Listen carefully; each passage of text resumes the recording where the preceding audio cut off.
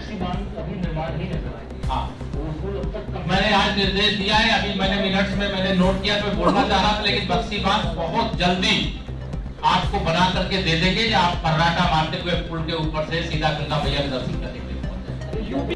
2024 के लोकसभा चुनाव में उत्तर प्रदेश की फूलपुर लोकसभा सहित 80 की 80 सीटें भारतीय जनता पार्टी जीतेगी।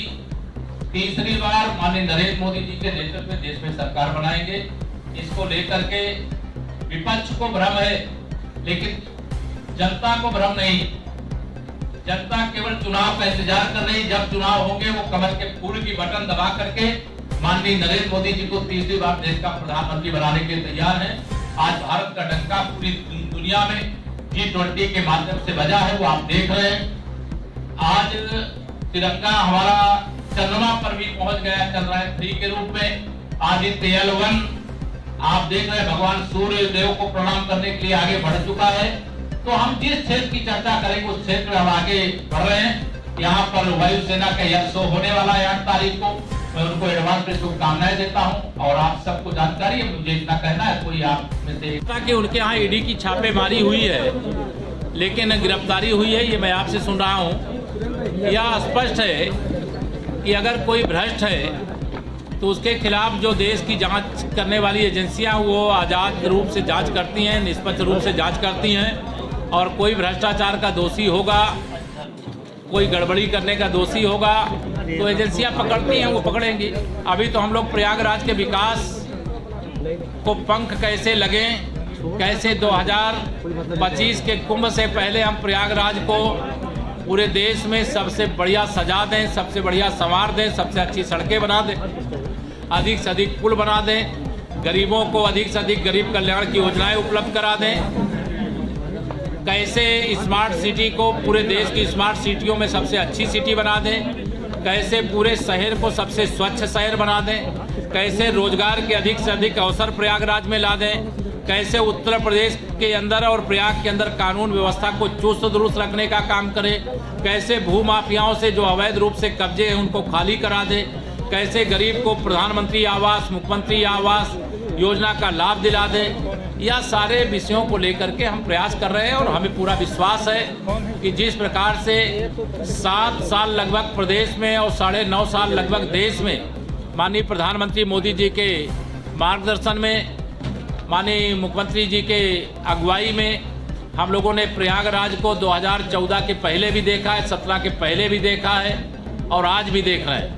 तो हम लोगों ने ज़मीन और आसमान के बीच के फासले को तय करने का प्रयास किया है, और हमें विश्वास है कि आने वाले समय में जो प्रयागवासी स्वप्न देख रहे होंगे उससे अच्छा प्रयागराज बनाएंगे। मैं इसमें इतना ही कहता हूं कि अभी तो जो कुछ प्रयागराज का जो है माफियाओं के खिलाफ जो है सरकार की तरफ से लगातार ताबड़तोड़ कार्रवाई हो रही है, लेकिन उमेश पाल हत्याकांड के जो देगी डॉन है यूपी की शाइस्ता परवीन, उसको पकड़ने के लिए क्या कुछ रणनीति कर रहे हैं? देखिए, जो रणनीति होती है उसको बताया नहीं जाता है। रणनीति के अनुसार परिणाम देने का काम पुलिस को करना चाहिए, और पुलिस, आप विश्वास रखिए कि चाहे उमेश पाल हत्याकांड के अपराधी हों, चाहे किसी भी हत्याकांड या कोई अपराध के अपराधी हों, उनको पकड़ने, उनको सजा दिलाने का काम पुलिस पूरी जिम्मेदारी से समयबद्ध तरीके से करने का प्रयास करती है। लेकिन अगर फरार होने वाला तेजी से फरार है तो यह ध्यान में रखें कि वो फरार होकर के चाहे जितना भागे वो बच नहीं पाए। एक सवाल ये कुंभ के अंतर्गत जो सड़कों का चौड़ीकरण कार्य चल रहा है, उसमें विद्युत के पोलों को बिना शिफ्ट किए गए कार्य चल रहा है, जो आकस्मिक दुर्घटना नहीं, उसका विद्युत पोल शिफ्ट करने नहीं, उसका रोड में देखिए, कभी भी कोई भी चौड़ीकरण चलता है तो यूटिलिटी शिफ्टिंग का काम होता है। कोई विभाग पीछे है, कोई विभाग आगे वो कर रहा होगा, लेकिन कोई दुर्घटना ना होने पावे, विकास का काम लेट भी ना होने पावे। जैसे बक्सी बांध के पुल में हमें देर हो गई, तो इस प्रकार की देरी ना हो, इसको ध्यान में रख करके निर्देश दिए गए। कुंभ को लेकर क्या निर्देश दिए गए आज बैठक? कुंभ को लेकर के एक ही कुंभ की दृष्टि से जितनी भी परियोजनाएं, चाहे वो राष्ट्रीय राजमार्ग मंत्रालय की हैं, और चाहे वह स्टेट PWD के हैं, चाहे सेतु निगम के हैं, चाहे विकास प्राधिकरण के द्वारा है, चाहे नगर विकास के द्वारा है, चाहे लोक निर्माण विभाग के द्वारा है, वो सारे कार्यों की एक कट ऑफ लाइन तय करें। मैं अक्टूबर महीने प्रतीक्षा करूंगा, नवंबर के महीने में फिर बैठक करूंगा, लेकिन प्रयागराज के जितने आज के निर्देश दिए गए हैं वो सारा मिनट्स नोट किया गया है।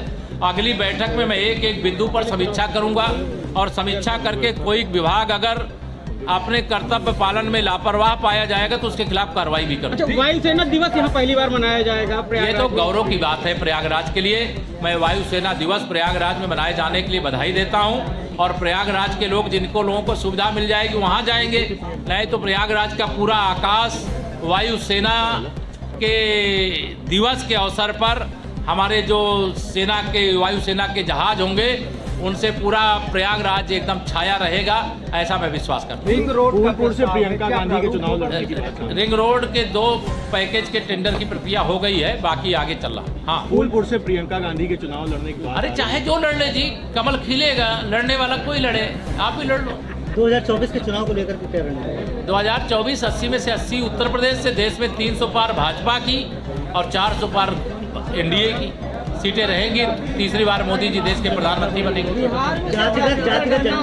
आंकड़े आ गए, किस तरह से आप सरकार इसको देखती हैं? देखिए, ये सब 2024 के लोकसभा चुनाव से पहले अभी इस प्रकार के बहुत सारे विपक्ष की ओर से पिटारे से मटेरियल निकलेंगे, लेकिन अगर ये सब पिछड़ों के हितैषी होते, अनुसूचित जाति अनुसूचित जनजाति के हितैषी होते, तो निश्चित तौर से मैं कह सकता हूं कि जब ये सत्ता में थे तो कुछ इनके लिए करते। 4 करोड़ प्रधानमंत्री आवास बनाने का काम माननीय नरेंद्र मोदी जी के नेतृत्व की सरकार ने किया। देश के अंदर 12.5 करोड़ लोगों को उज्ज्वला योजना का कनेक्शन दिया। देश के अंदर 52 करोड़ से अधिक प्रधानमंत्री जनधन के खाते खोलने का काम किया। 30 लाख करोड़ से अधिक की राशि डीबीटी के माध्यम से लोगों के खाते में भेजने का काम किया। पीएम स्वनिधि केवल अकेले प्रयागराज में लगभग 50,000 लोगों को केवल मोदी जी की गारंटी पर आधार कार्ड के आधार पर बैंकों से लोन मिला है। छोटी छोटी अपनी दुकानें चला करके अपने परिवार का पालन पोषण कर रहे हैं। हमारे नए महापौर बने गणेश केसरवानी जी, उनकी अगुवाई में 1 लाख नए वेंडिंग जोन के बना करके दुकानें बनाने के लिए कहा गया है। यहाँ गरीब कल्याण के लिए हमारी सरकार काम कर रही है। उन लोगों ने काम नहीं किया, इसलिए बातें कर रहे हैं, सिगुफे छोड़ रहे हैं, फर्जीगिरी कर रहे हैं। लेकिन सच्चाई यह है कि भाजपा ने किया था, भाजपा कर रही है, भाजपा करेगी, मोदी जी के नेतृत्व में करेगी। भारतीय जनगणना से क्या समाज में वैमनस्यता नहीं फैलेगी जिस हिसाब से देखिए, प्रेजेंट किया जाए? प्रधानमंत्री जी ने कल ये बात कही है, आपने भी सुना होगा कि हमारे लिए गरीब गरीब एक समान है। गरीब गरीब एक समान, हिंदू हो या मुसलमान।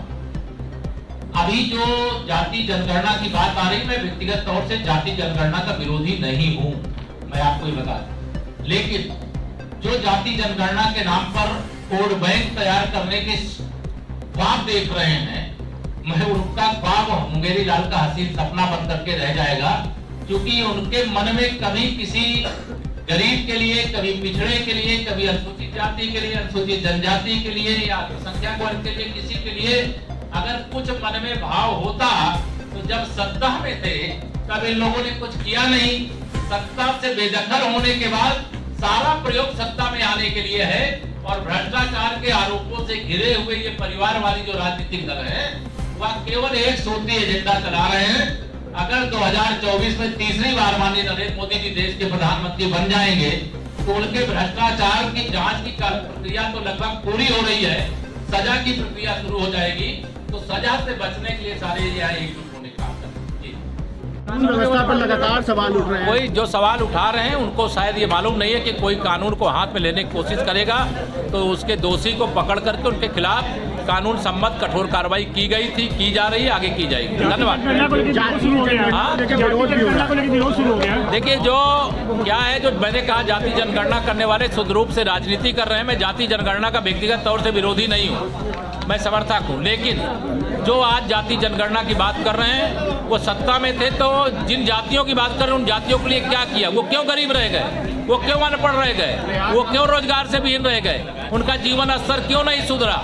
उसका अगर कोई अपराधी है तो सपा बसपा कांग्रेस। आप भी चुनाव की तैयारी कर रहे हैं फूलपुर से? आप भी चुनाव जो बैठक हुई थी मुख्यमंत्री के सभी थानों से किया था, उसमें कानून व्यवस्था को लेकर प्रयास नहीं, जहाँ समीक्षा हुई होगी, जहाँ गड़बड़ी होगी उस पर तो सरकार ध्यान देगी। नहीं पकड़ी गई है, ये सब अब वो पुलिस पकड़ने का प्रयास कर रही है, जब होगा पकड़ जाएंगे तो आपको दिखा आप भी चुनाव की तैयारी कर रहे हैं फूलपुर से? हम तो 80 सीटों की तैयारी कर रहे हैं।